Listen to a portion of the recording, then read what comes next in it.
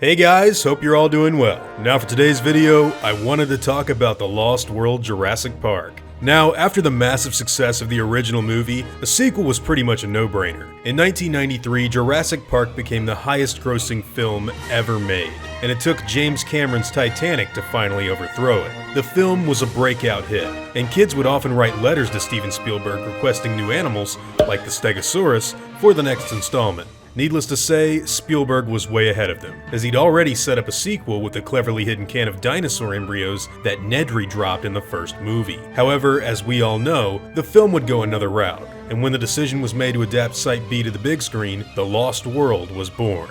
Now, during this early development phase for the second movie, there were several dinosaurs that were being considered for the film. Of course, with all of those kids writing in letters for the Stegosaurus, that animal had to be in the movie no matter what. But the rest of the dino cast was trickier to nail down. You see, Lost World underwent a lot of script revisions during its time in pre-production, and sometimes these revisions would involve creatures getting swept to the side in favor of something different. Unlike the novel story, Carinthosaurus was nowhere to be found, and the Dilophosaurus from the first movie happened to get the axe as well. But you see, there was one dinosaur that was always a part of the story, and it was always intended to have a pretty big role during the famous dino roundup scene on the game trail. That dinosaur's name would be written as the Carinthosaurus, and unfortunately, despite being heavily referenced throughout every script, it wouldn't be allowed a single second of screen time.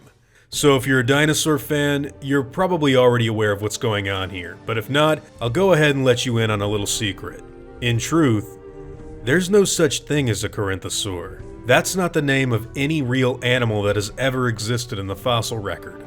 In fact, that's not even the name of any hybrid dinosaur that was made up in the 90s for Jurassic Park. So, why is it in the script? Well, the simple answer is because David kept ungoofed. In reality, what this dinosaur was supposed to be was none other than the Carinthosaurus, which, if you know your JP history, you'll probably be aware of the fact that that particular dinosaur didn't show up until Jurassic Park 3. So why did he write the animal's name as Carinthosaurus instead of Corythosaurus?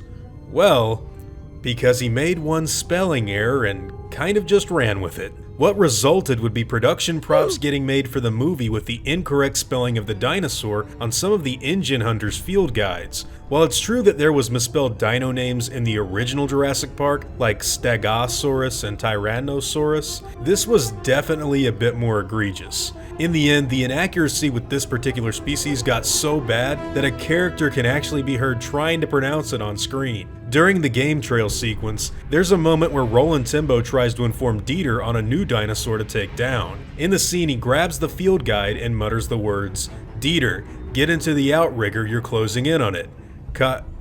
Carina, the one with the big red horn, the pompadour, Elvis." Now, in the final movie, they actually replaced the Carinthosaurus with a Parasaurolophus, but they never went back and changed Roland Timbo's lines, so what he's saying doesn't really make sense. While the Parasaurs do indeed have long horns, they aren't really red, and they most certainly don't look like Elvis. But you know what dinosaur's head does? The one they had originally intended to use. Needless to say, this guy would get cut from the movie, and instead they just used the Parasaurs. However, merchandise that came out in support of Lost World, like Topps comic book series, would actually still call the dino a Carinthosaur when depicting this scene. Talk about a pretty big mix-up. At the end of the day, it would take JP3 to finally introduce the animal into the series proper, but even in that particular film, the Carinthosaurus wasn't really given too much screen time to work with.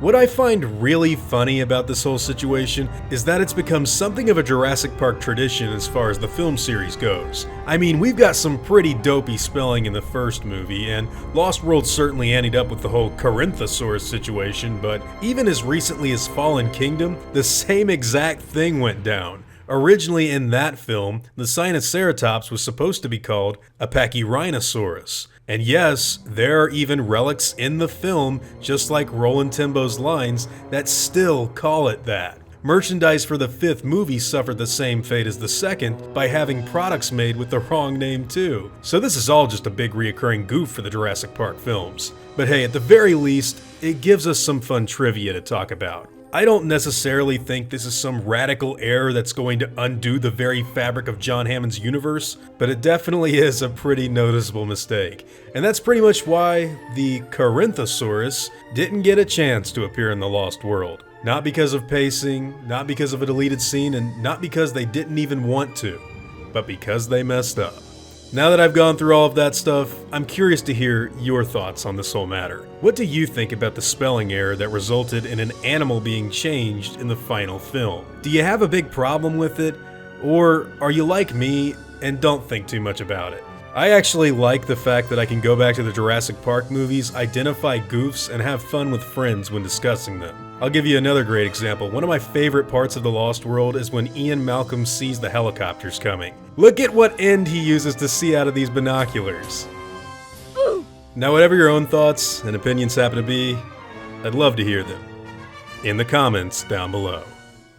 Now, before I go, I'd like to thank all of my game wardens, as well as all of my InGen executives. I'd also like to thank all of my park workers and InGen hunters as well. Guys, it seriously means the world to me that you all even continue to watch these videos, and I want to thank each and every one of you for all of your continued support. Now, I'd like to thank all of you for watching this video and hope you all enjoy today's content. If you feel like I deserve it, I'd appreciate the like and hope that you'll consider subscribing if you're interested in hearing from me again. I'll see you on the next one, guys, and as always, take it easy.